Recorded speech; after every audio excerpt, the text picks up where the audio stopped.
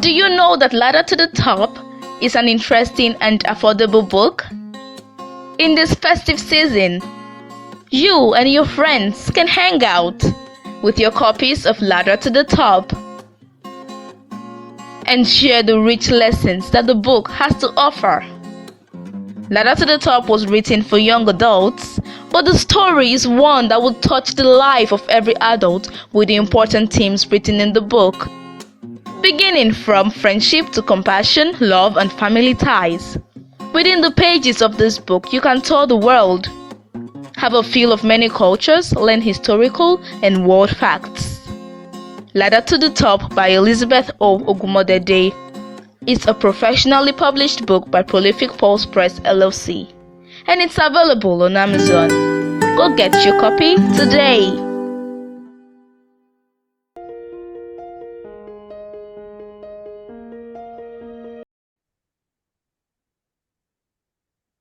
Greetings to you, dear viewer. Welcome to this episode of Author Lifestyle and Book Talk Show.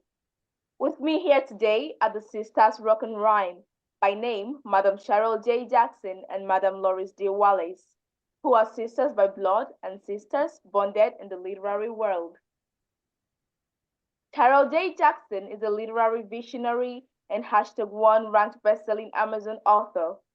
Reared and raised in the south suburbs outside Chicago, African American literature influenced her writing and is one of her favorite genres. Chyrel Jackson writes in the spirit of her past great literary ancestors. 2020 garnered Chyrel her very first literary nomination, Pushcart nominee poem, Love Unspoken, published by Heartbeats Anthology. The summer of 2022, Chyrel was a contributing writer in the #1 bestseller ranked anthology, Not Just Anybody Can Be Dad. Along with her sister, Lyris D. Wallace, they mirrored images and different sides of the same coin. This edgy writing duo appeared in multiple published poetry anthologies. You will find them always writing, creating written legacies, one book at a time. Chyrel J. Jackson is one writer that has found her poetic voice. You can find her on SistersRocNRhyme.com. Welcome to the show, Ma'am Chyrel. Thank you for having me.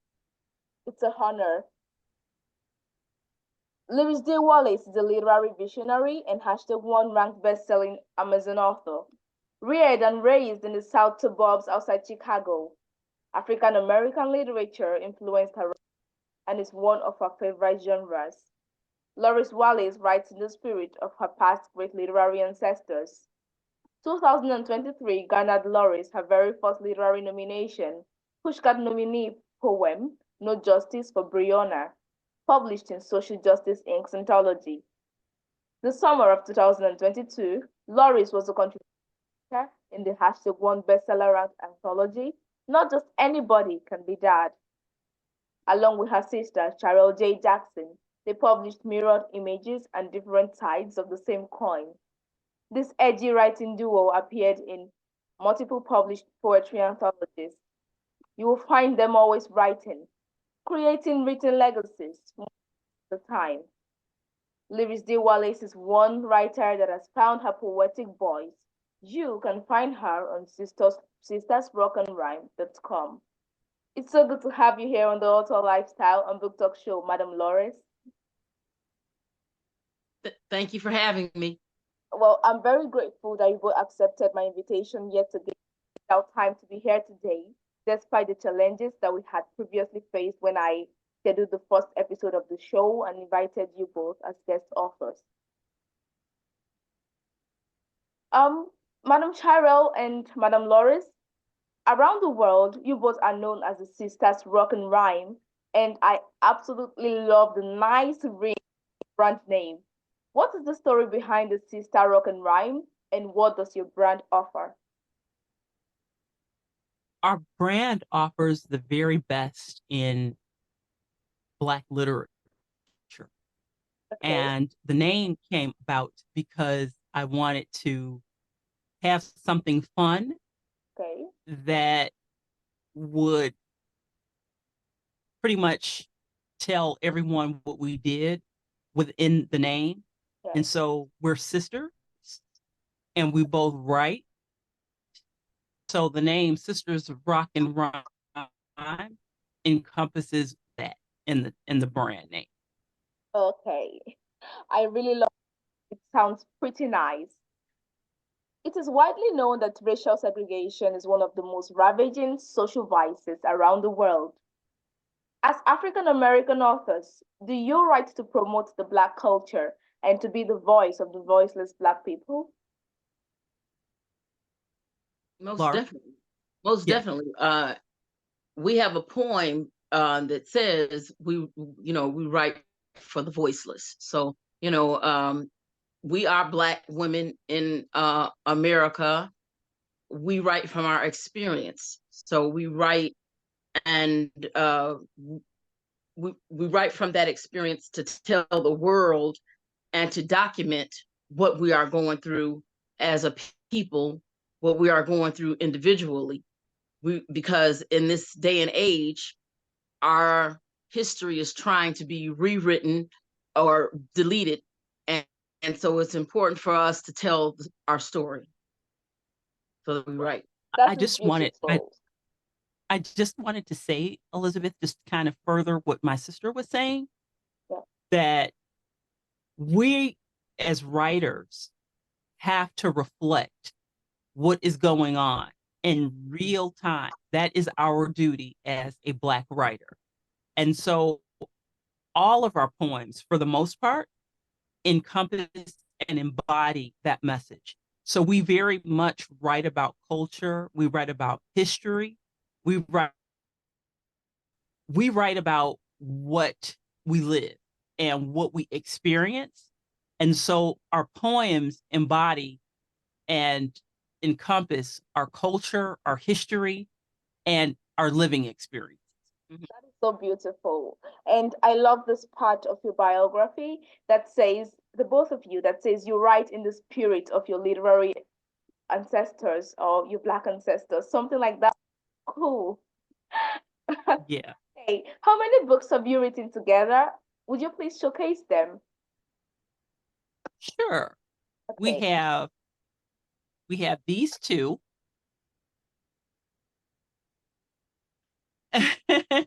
And we've just written our third. We've Wow. just finished. Yeah. Would you like to talk So about the books? that will be available around Black History Month here in America. Okay. So it'll be available in February. February Okay. 1st. Well, I believe that your audience will look forward to it because I believe you write beautiful works and you pass across such heartwarming messages. Well, why I was thinking that maybe Madam Chyrel could tell us a little about different sides of the same coin, and then Madam Loris could tell us a little about mirrored images. Sure.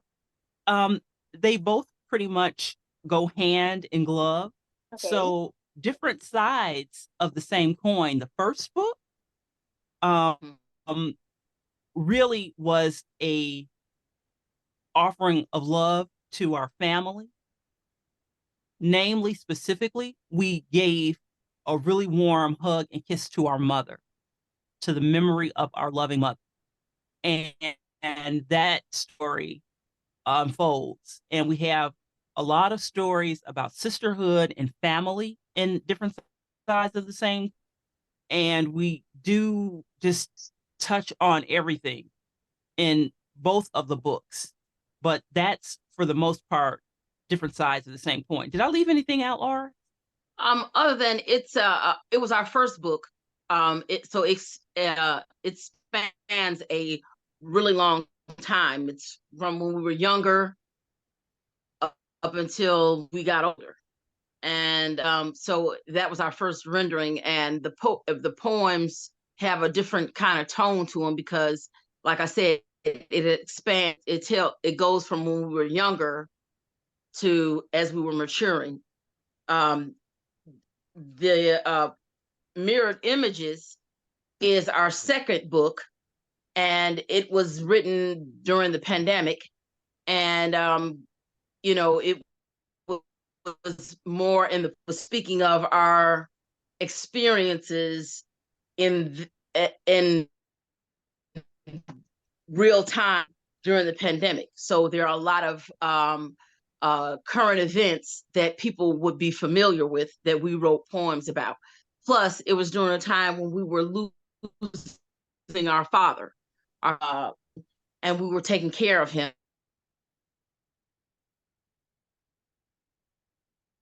So I think what's more interesting is the titles of our books. Different sides of the same coin and a mirrored images is they're very they're titled that for a specific reason. Yeah, because my sister, they're connected, they're interwoven. And so different sides of the same coin, that sets the whole tone for what happens in mirrored images. Why we call it different sides of the same coin? We call it different sides of the same coin, Elizabeth, because we really see ourselves as just the extension of each other. Right. So we think differently. That is and amazing. we may write it a little bit differently, but we're the same person. But we're the same person. Yeah.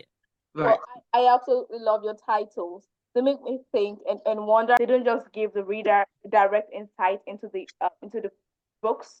They have to think and wonder what the stories are all about. Stuff that's about your titles. But before I go on, I saw Madam Lyris's shirt when she was talking a while ago, and I saw the SistersRocNRhyme, and it's beautiful. Yes, that is amazing. You are both promoting. I have it.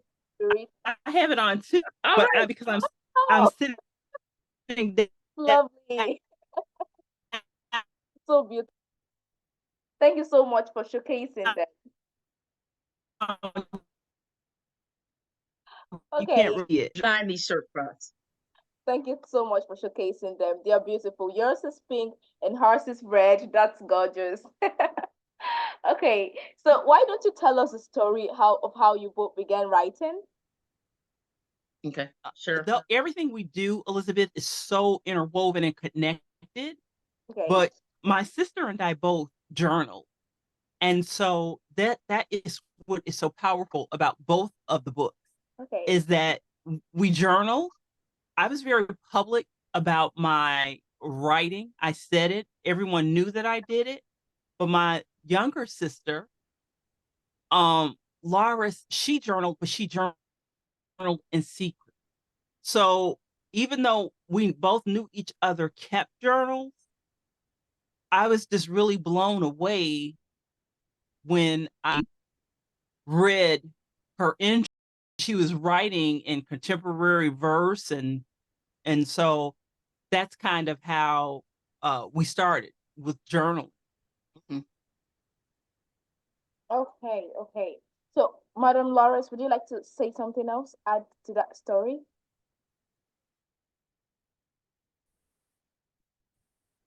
She didn't know I was writing. I went back to her journal entry. I realized that they had like a recap by mistake. I wasn't trying to write poetry. I was just trying to write journal entries. But when I went back and read them, they read like poetry. Well, that means poetry lived in you. I kept yeah. So I just kept doing it, and that's where different sides of the same coin came from. Okay. You both have shared such inspirational stories. We'll go on a break now, and we'll return to some verbal lifestyle highlights about our guests. Please stay tuned.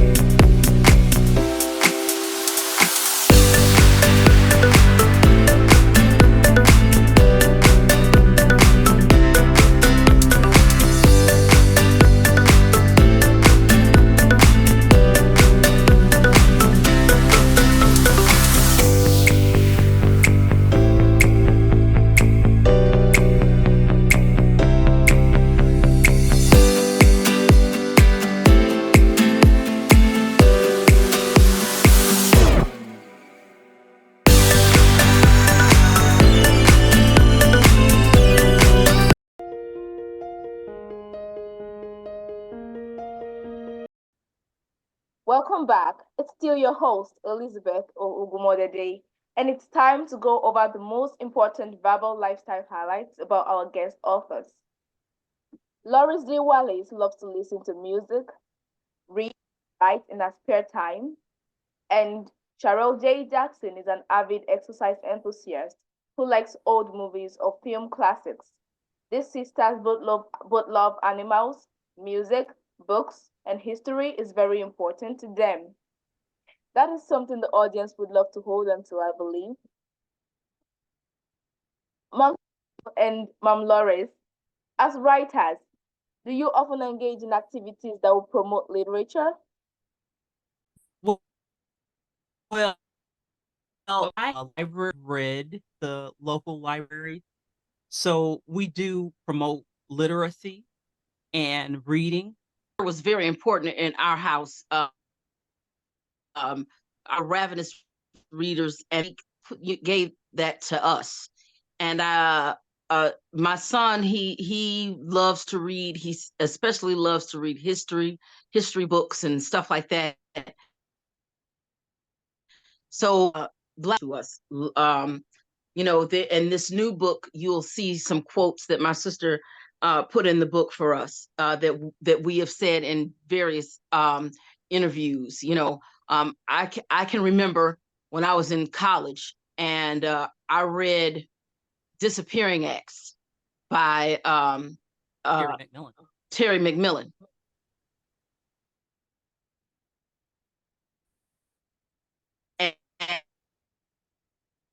And I had been really bound in home with this book. She said, "Lyris, you got to read this book." And I read that book, and I'm telling you, it literally changed my life. It was literally a religious experience reading that book, because that was the first time I saw myself. And I said, "Oh, wow, this could be me. This could be my sister Chyrel. It could be our sister Felicia." And that's what got me hooked on Promote so much, because right. we just know what it's like to open up a book and your whole world comes alive, and you can live it and you can see it and breathe it. Yes. And we just love. See, what I don't think a lot of people know is, in the school systems that we went to here in America, they don't push Black literature. You go into these school systems and you're reading Shakespeare, you're reading Oliver Twist, you're reading Edgar Allan Poe, you're reading all these people except people that look like yourself. So that's why it took me so long to discover Black literature. I didn't discover Black literature until I went to college, because that is not something that they encourage here in America. Wow. But I You think have to read Black literature. I'm pretty lucky, because in my high school, we had to, when we studied literature in the arts and humanities department, we studied African poems, we studied non-African poetry, we studied African drama, non-African drama, we studied African prose and non-African prose. So that kind of broadened our perspective of the literary and other poetry. So we read Maya Angelou. That's not like that here. That's not like that here.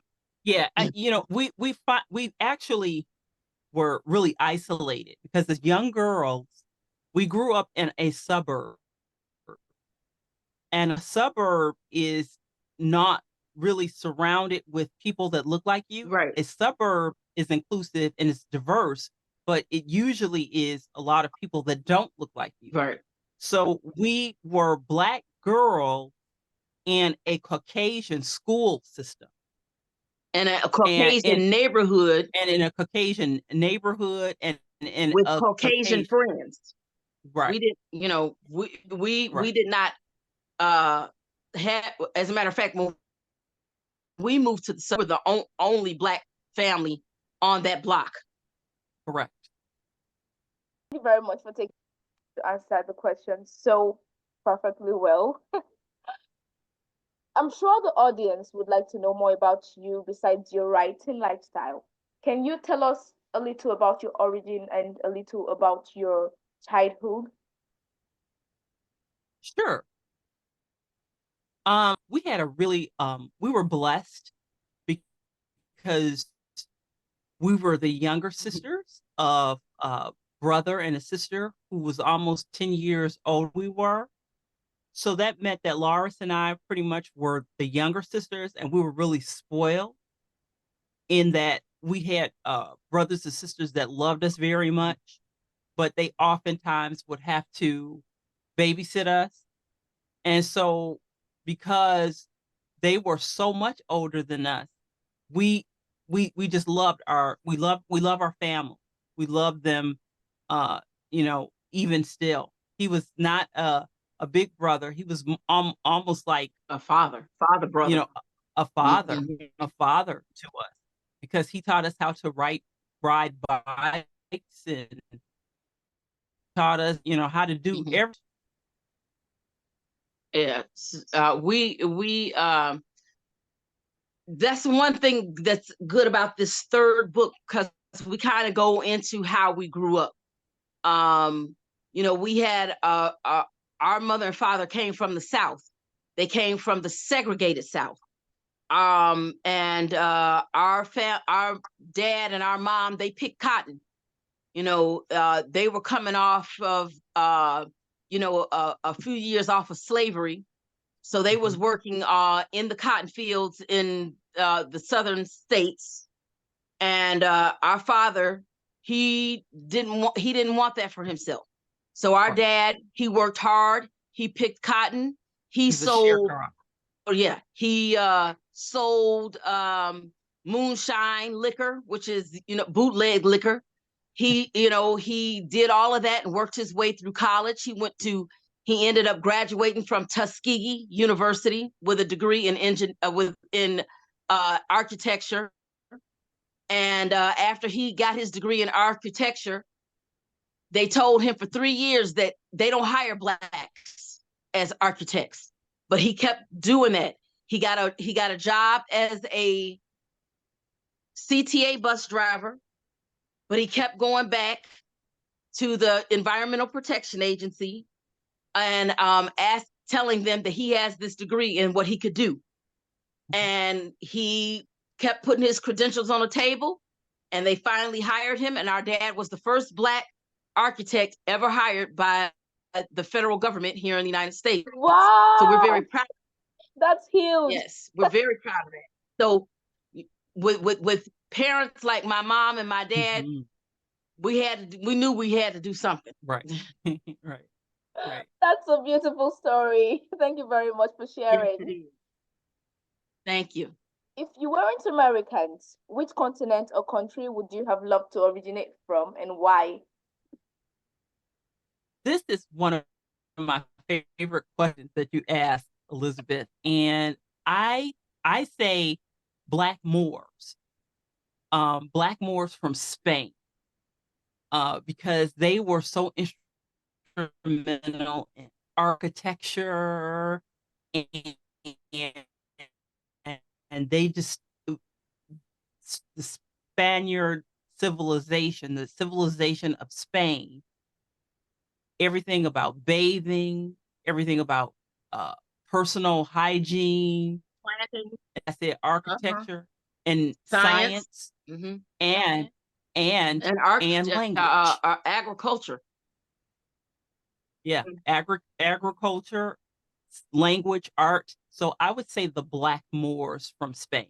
If I would like to originate, I would like to go back to, I would have liked to have lived during the time of King Solomon in Jerusalem.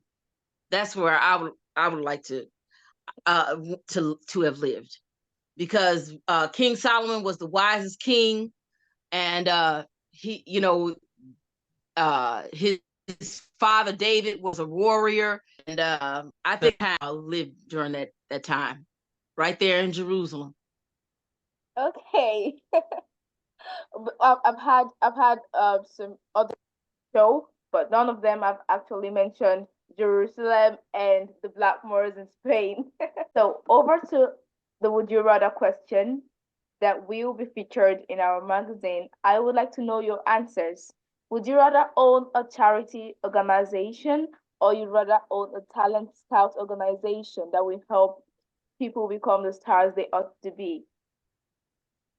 Definitely Talent Scout to to just discover new writers and share what we have and cultivate their gifts. That's my answer. Okay. Over to you, Mom Loris. Well, okay, we have a saying here in America: if you teach a man how to fish, he Yes. can feed himself forever. But if you Yes. keep giving him fish, he gonna have to rely on you. So I would like to teach them how to sustain themselves. Okay. So that would be my answer. Okay. I'm also of the same opinion that we ought to teach people to become a better version of themselves and help them That's develop. right. All right. Why don't you go ahead and share one of your poems each? You can thereafter share one of your favorite poems by any contemporary author of your choice. Mom Loris, let's start with you. Okay, well, before I had the poem, but I don't have it with me now, so I'm gonna have to read one of my poems. Okay. Okay, I'm going to read Sing Your Own Song. Okay. And this is a poem just to, make Black women all over the world feel good about themselves. So it goes, girl, you sure been through some things. Some things you still going through. Sometimes you find it hard to dance. You just can't hear the music, but you keep on listening, struggling to find the beat. Sometimes the record gets scratched. You stumble and your dance is just a bop. Your bop becomes a sway. And sometimes you just have to stand still. But in those quiet, still times, you manage to hum. Your humming becomes a tune. Your tune becomes a song, and you find your rhythm again. So don't ever stop listening for the music, girl, which causes your feet to dance. Just remember, sometimes you have to sing your own song. I love that. Thank you very much for Thank sharing you. it. Thank you. Mom Chyrel, over to you. I'm going to read from Zan's book, Wow. and Zan calls this Look at the Poets. I marvel at the vessels of grace, like-minded, creative messenger. If the world seeks a model of love and understanding, just look at the poets. We live around the world. We live in your homes. We live in your community. We work with you. We fellowship with you. We complete your friendship circle. We are everywhere. Watch as Watch us transcend boundaries and barriers. Our connections are colorless. Our impact is colorful. We are one in purpose, one in community, one in determination to make a difference. The time for poetry is now, always has been, always will be. Look at the poets. Wow. Man is a prolific writer. Chyrel. Madam Lawrence, would you like to share your social media handles for the audience to follow you on social media? It's the same as Cheryl's. If you put in Sisters Rock and Rhyme, Yes. you can reach all of our media handles. That That's we're brilliant. yeah, just put in Sisters Rock and Rhyme, and Spell it, Laura. Spell it. Okay, it's Sisters SISTERS Rock ROCN capital N Rhyme Okay. I think they can see RHYME. it clearly across you. Yep, that's it. .com. All right. Would you like to say something to the audience before we end the show? Mom Chyrel, you first. If you have a dream in your heart, whatever it is, Just do it. Mhm. If you want to write, if you want to do poetry, spoken word, act, whatever dream is in your heart, live it and do it. That's strong. Madam Lyris, over to you, ma'am. My message is to the young people, you know, believe in yourselves, love yourselves, know where you come from, know your history.